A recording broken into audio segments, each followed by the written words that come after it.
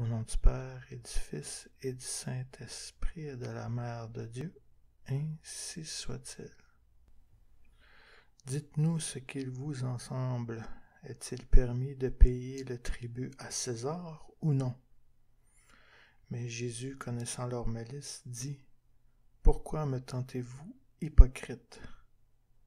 Montrez-moi la monnaie du tribut.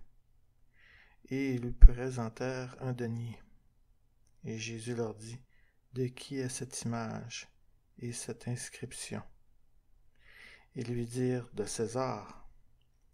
Alors il leur dit: Rendez donc à César ce qui est à César, et à Dieu ce qui est à Dieu. Évangile selon saint Matthieu, chapitre 22, versets 17 à 21.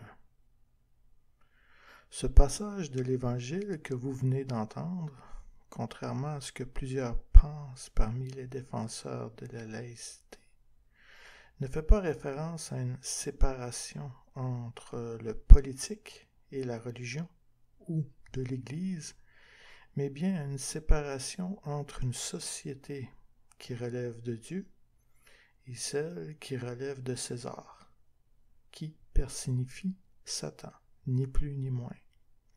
Car ce qui n'appartient pas à Dieu appartient forcément à Satan. Alors Jésus nous apprend dans ce passage de l'Évangile qu'il y a deux sociétés bien distinctes dans le monde, ou deux nations qu'il faut apprendre à distinguer et à séparer.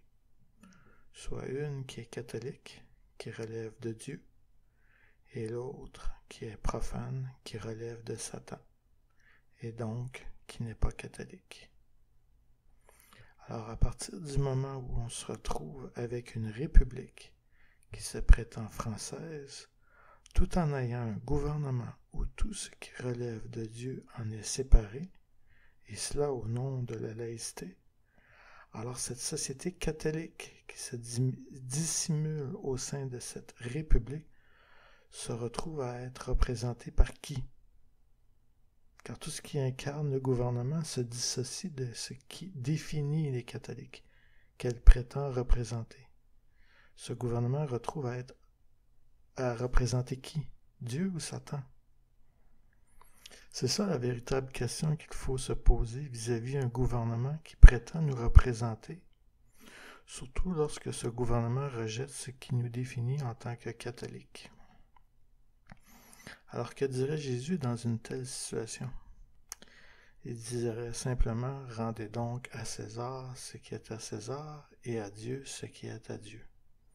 Autrement dit, séparez-vous de ce qui appartient à César afin de donner à Dieu ce qui lui appartient. Maintenant, à partir de ce même passage de l'Évangile, pouvons-nous conclure qu'il est possible de faire de la politique au sein d'une institution qui rejette officiellement le Christ et son Église? Car voilà le genre de questions que plusieurs oublient de se poser parmi ceux qui prétendent servir les intérêts de Dieu, tout en se mettant au service de César, pour ne pas dire de Satan. Car n'oubliez pas ce passage de l'Évangile. Aucun serviteur ne peut servir deux maîtres, car ou il haïra l'un et aimera l'autre, ou il s'attachera à l'un et méprisera l'autre. Vous ne pouvez pas servir Dieu et Mammon. Évangile selon saint Luc, chapitre 16, verset 13. Dans ce dernier passage de l'Évangile, on constate encore une fois cette même séparation entre ce qui appartient à Dieu et ce qui appartient à Satan.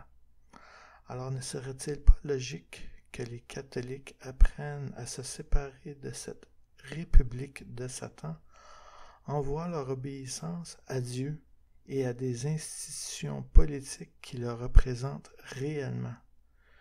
Ne serait-il pas plus simple de se donner de nouvelles institutions politiques dans la marge qui respectent Dieu, plutôt que de persister à vouloir réformer des institutions politiques qui, de toute évidence, appartiennent à Satan? Au nom du Père et du Fils et du Saint-Esprit et de la Mère de Dieu, ainsi soit-il.